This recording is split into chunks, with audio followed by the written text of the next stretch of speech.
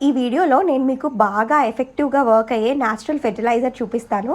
దీనికోసము మనము కర్డ్ తీసుకోవాలి. ఈ కర్డ్ మీరు నార్మల్‌గా ఎప్పుడు తోడేసుకుంటారు కదా! సేమ్ అదే. మీరు ఎంత క్వాంటిటీలో తీసుకుంటారో దట్స్ యువర్ విష్. ఇక్కడ నేను ఇందాక చూపించిన కదా! ఆ గ్లాసెడు తీసుకున్నాను. నార్మల్‌గా దీనిలో వాటర్ కలిపి ఈ 2 లీటర్స్ బాటిల్‌లో ఫిల్ చేసి 4-5 డేస్ రూమ్ కండిషన్‌లో ఉంచండి. 4-5 డేస్ తర్వాత ఇది బాగా పులిపెక్కుతుంది.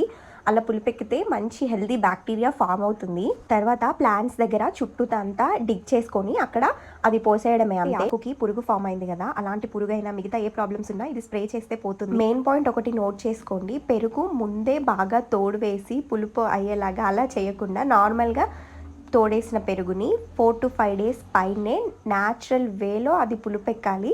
అప్పుడే బ్యాక్టీరియా హెల్తీ బ్యాక్టీరియా ఫామ్ అయ్యి ప్లాంట్స్ గ్రోత్‌కి యూజ్ అవుతుంది. దీని గురించి ఏమైనా డౌట్స్ ఉంటే నాకు కామెంట్స్‌లో అడగండి. Thanks for watching the video. Bye.